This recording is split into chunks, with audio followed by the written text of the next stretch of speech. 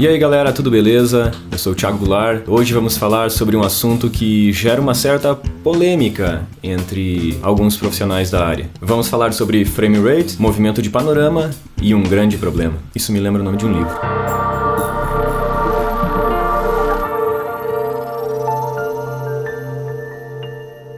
Muita gente me questiona, me pergunta já há bastante tempo, desde que eu entrei na área, desde que eu entrei nesse ramo, o porquê de quando mistura o movimento de panorama a imagens com taxa de quadros progressiva, sempre gera uma vibração na imagem, como alguns gostam de chamar um termo técnico flicker, a imagem gera flicks. E desde as primeiras vezes que eu me deparei com esse problema, eu procurei buscar a fundo para saber por que isso acontece. Então desde aquela época eu busquei informações, busquei aprender para tentar explicar para os meus colegas e utilizar para mim mesmo. Mas antes nós precisamos aprender um pouquinho o que é uma taxa de quadros progressiva. Porque já há alguns anos se fala tanto em 1080p, o que seria esse P? Alguns devem conhecer o 1080i, já devem ter ouvido falar. Outros profissionais da área que já trabalham há algum tempo conheceram as câmeras antigas em formato DV, elas tinham uma resolução de 720 pixels por 480. Quem sabe o que significa esses números, sabem que todo vídeo é formado por uma matriz em que cada linha e cada coluna possuem um número de pixels. Como toda imagem é formada por pontos, a imagem de uma câmera não é diferente. Mas antigamente nós usávamos câmeras que tinham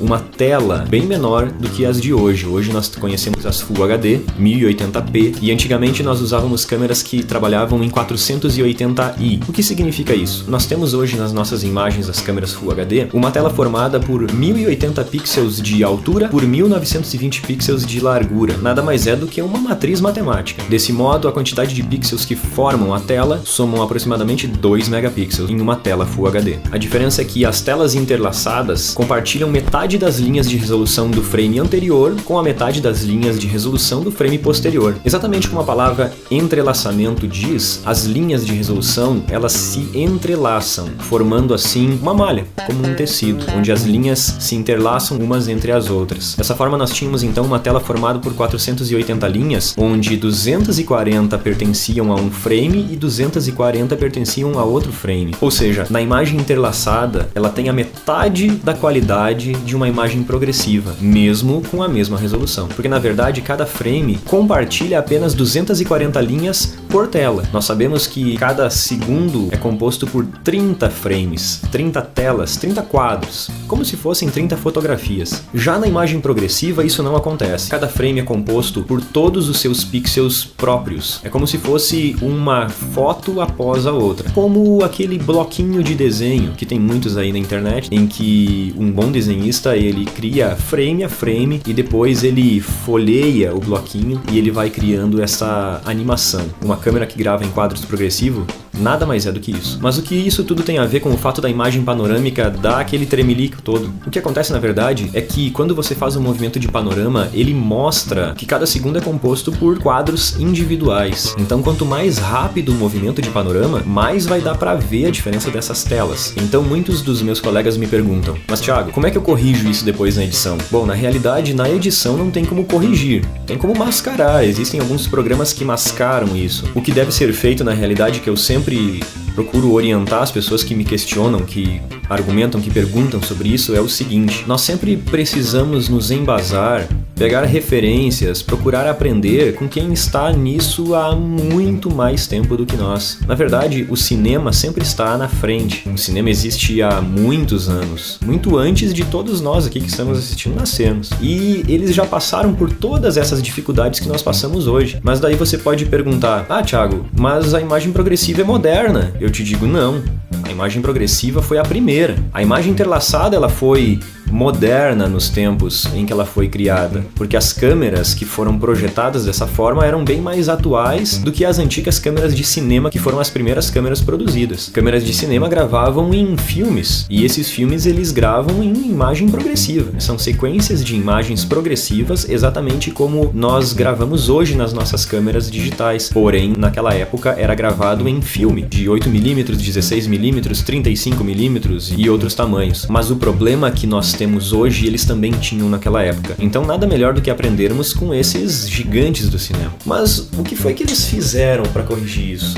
Na verdade, eles não modificaram a forma em que as câmeras gravam os frames. Na verdade, o que eles criaram foram conceitos para que fossem aplicados na hora da gravação. Um bom exemplo são os movimentos de câmera. Muitos de nós pensamos que a cena ela é feita pelo movimento da câmera. Na verdade, a câmera nada mais é do que a registradora da cena. A cena acontece em frente à câmera. Muitas vezes você não precisa fazer absolutamente nada com a câmera a não ser calibrar ela. Essa calibração nada mais é do que a cor, a velocidade do obturador, o diafragma, posicionamento, enquadramento. O que acontece na frente da câmera é a cena. Agora, movimentar a câmera é válido? É claro que é válido. Muitas vezes ela gera uma cena mais bonita do que se fosse parada. Porém, nós não precisamos fazer e na verdade não devemos fazer algo que nós não conseguimos. Por isso, hoje existem tantos recursos para movimento de câmera, mas nenhum deles deve ultrapassar a nossa capacidade. Se nós notarmos em alguns filmes, as imagens panorâmicas são praticamente nulas, elas praticamente não existem. Os movimentos que são feitos, basicamente são feitos com equipamentos caríssimos, equipamentos que permitem a câmera fazer um movimento que não gera o movimento de panorama, consequentemente não gerando esses flicks que a imagem panorâmica gera. O movimento de grua, o movimento de slider,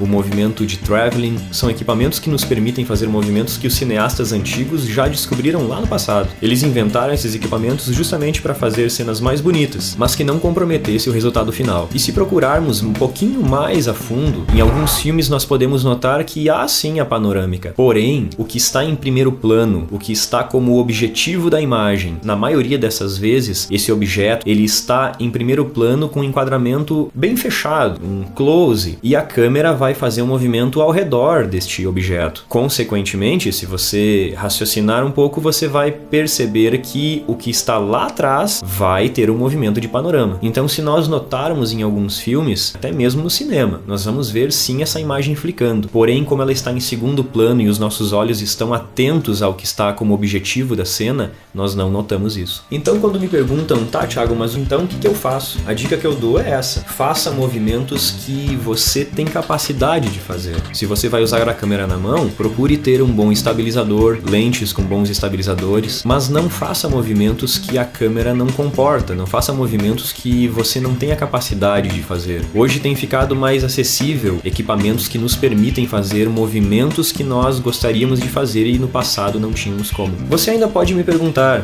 se você conhece, já viu, lembra disso, mas as câmeras de antigamente, as câmeras de TV, as câmerazinhas amadoras, aquelas pequenininhas, não fazia isso, podia fazer panorama à vontade. Eu explico por que ela não mostrava esse problema no panorama. Justamente porque a imagem era interlaçada. Hoje em dia nós temos câmeras que gravam com uma taxa de quadros de 60 frames por segundo. Nós também não vemos esse problema com essas câmeras quando elas gravam em 60 quadros. As câmeras antigas nada mais faziam do que simular uma taxa de quadros de 60 frames por segundo. Mas como assim? Basicamente por aquilo que eu falei. Quando você interlaça os frames, você está somando o frame anterior com o frame posterior, resultando uma soma de frames, ou seja, você duplica a taxa de quadros. Porém, pelo fato de ser interlaçado e compartilhar metade das linhas de resolução do frame anterior com metade das linhas do frame posterior, você não tem mais a resolução real, você tem uma resolução pela metade. Ou seja, a qualidade fica pela metade. Já hoje nas câmeras que gravam em 60 quadros, ela diz 1080 60p. Quando você tem o P de progressivo, aí você tem um quadro completo. Bom, era isso.